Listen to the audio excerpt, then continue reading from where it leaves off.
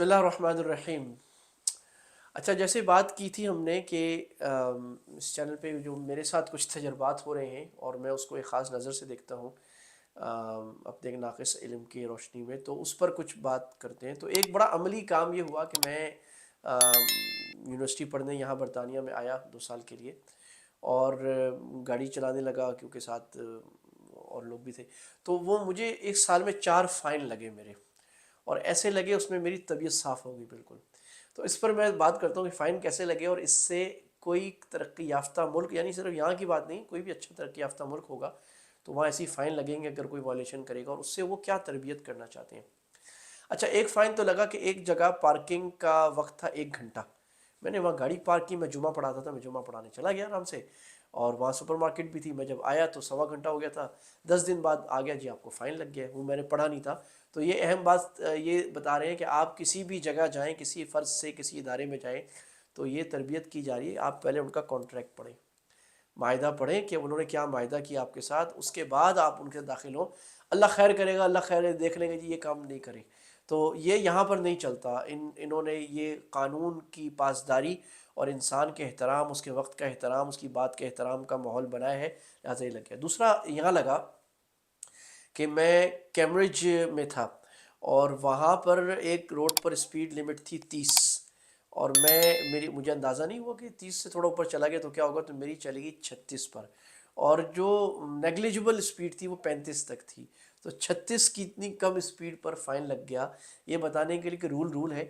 شاید ہم میں سے اکثر لوگوں کو سمجھ نہ آئے کہ بھئی 36 کی اسپیڈ کرنے سے کون سا کوئی بندہ مر جائے گا، کیا ہو جائے گا، لیکن یہ بتایا جا رہا ہے کہ قانون عموم کو، پوری قوم کے مفاد کو دیکھ کے رکھا جاتا ہے، کسی ایک کے مفاد کو نہیں، اور قانون سمجھ میں آئے نہ آئے تو ماننے کا ہے، یہ سبق دینا۔ تیسرا فائن لگ گیا کہ بس لین میں عام گاڑی نہیں جا سکتی، تو میں بس لین میں لے گیا جب نیا نیا سیکھ رہا تھا، اس پہ فائن لگ گیا۔ تو یہ بتایا جا رہا ہے کہ قانون نظم و ضبط بتاتا ہے، اور نظم و ضبط کے بغیر کوئی قوم ترقی نہیں کر سکتی۔ جو قوم بھیڑوں کی طرح چلتی ہے، ہر آدمی ہر کام کر لے گا، تو وہ قوم کبھی بھی کامیاب نہیں ہو سکتی۔ جو قوم جگاڑ کرتی ہے، شارٹ کٹ ڈھونڈتی ہے، وہ ناکام رہتی ہے، چاہے وہ اپنے حساب سے ڈیڑھ ہوشیار بن رہا ہو۔ تو یہ بس کے لیے الگ جگہ ہے، سائیکل کے لیے الگ جگہ ہے، گاڑی کے لیے الگ جگہ ہے۔ تو ایک اس پہ فائن لگ گیا کہ بھئی یہ آپ نے اس طرح نہیں کرنا۔ تو میں اس طرح مختلف فائنز لگ کے، بلکہ ایک فائن ڈبل لگ گیا کہ انہوں نے کہا یہ فائن بھر رہے ہیں، اور اس میں یہ ہوا کہ انہوں نے کہا کہ یہ 14 دن میں آپ بھر دیں، اور 14 دن میں نہیں بھریں گے تو یہ فائن پورا لگے گا آپ کو۔ تو 14 دن میں نہیں بھرا گیا تو پورا لگا۔ پھر انہی میں سے ایک فائن جب مجھے لگا اوور سپیڈنگ کا، تو اس میں انہوں نے 2 آپشن دیے۔ ایک آپشن یہ دیا کہ آپ ایسا کر لیں کہ یا تو آپ کو فائن دے دیں آپ 100 پاؤنڈ کا، اور آپ کو ساتھ میں آپ کے لائسنس پہ 3 پوائنٹس لگ جائیں گے۔ یہ 3 پوائنٹس بہت خطرناک ہوتے ہیں، جب 12 پوائنٹ کسی کے لائسنس میں گر جائے، اس کا لائسنس ختم ہو جاتا ہے، وہ گاڑی نہیں چلا سکتا، اس کو دوبارہ سے پورا ٹیسٹ پاس کرنا پڑتا ہے۔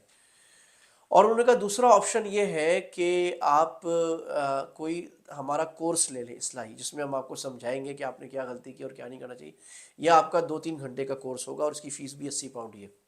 اور تیسرا یہ ہے کہ آپ عدالت میں چلے جائیں اور بولیں کہ میرے اوپر غلط فائن لگا ہے۔ یہ ہر وقت آپشن دیا ہوتا ہے، یعنی ان کو اپنے عدل کے نظام پر اتنا بھروسہ ہے کہ حکومت، اگر کوئی حکومت ہی کا کوئی ڈپارٹمنٹ آپ کے اوپر کوئی جرمانہ لگاتا ہے، کوئی وائلیشن لگاتا ہے، تو وہ خود کہتا ہے کہ عدالت کا دروازہ کھولا ہے، آپ ہماری طرف سے ہم آپ کو فارم بنا کے دیں گے، آپ عدالت میں جائیں، ہمارے خلاف کیس کر لیں۔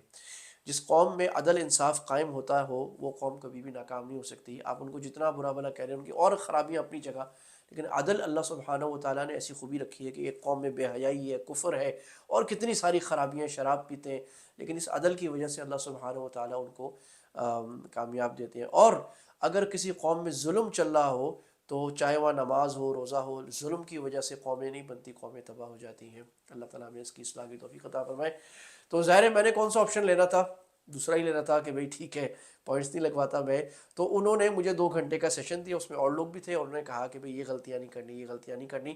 تو مقصد، قانون کا مقصد انتقامی نہیں ہوتا، قانون کا مقصد اصلاح ہوتا ہے۔ ان کا مقصد مجھے انتقام کرنا ہے، ذلیل کرنا نہیں ہے، بلکہ قانون یہ بتا رہا ہے کہ دیکھو ہم آپ کی اصلاح کرنا چاہ رہے ہیں، ہم آپ کو سمجھا رہے ہیں۔ اس کو ہم جو جورسپروڈنس لاء میں پڑھتے ہیں تو مختلف تھیوریز ہیں کہ قانون یا سزا کا مقصد انتقام ہوتا ہے، سزا کا مقصد مظلوم کی تسکین ہوتا ہے، تو اس میں ایک ہے ریفارمیٹیو تھیوری، اور زیادہ دنیا آج اس پہ جا رہی ہے کہ نہیں، سزا کا مقصد ہے اصلاح ہونی چاہیے مجرم کی یا ملزم کی، تو اس پر چلا۔ تو یہ ایک تجربہ تھا جس سے ہمیں پاکستان میں، ہندوستان میں، بنگلہ دیش میں، پوری دنیا میں جو لوگ رہ رہے ہیں، بہت کچھ سیکھنے کو ہے کہ ترقی یافتہ قوموں میں قانونی نظام کیسے ہوتا ہے، اور ٹریفک کے نظام کے ذریعے انسانوں کے پورے مزاج کو، اپنی قوم کے پورے مزاج کو قانون کی پاسداری پر کیسے کنٹرول کیا جاتا ہے، اور اس کے کتنے اچھے پھر نتائج قوم میں نکلتے ہیں۔ اللہ تعالی ہمیں بھی ایسے ہی چیزوں پر اپنے نجی زندگی میں، چاہے ہم کوئی چھوٹا سا ادارہ چلا رہے ہیں یا ہماری حکومتوں کو، اللہ توفیق دے کہ وہ اپنا نظام عدل اور قانون کی حکمرانی کا نظام، رول آف لاء کا اس طرح کا بنائے۔ خوش رہیے، مسکراہٹے بکھیرتے رہیے۔ السلام علیکم ورحمۃ اللہ وبرکاتہ۔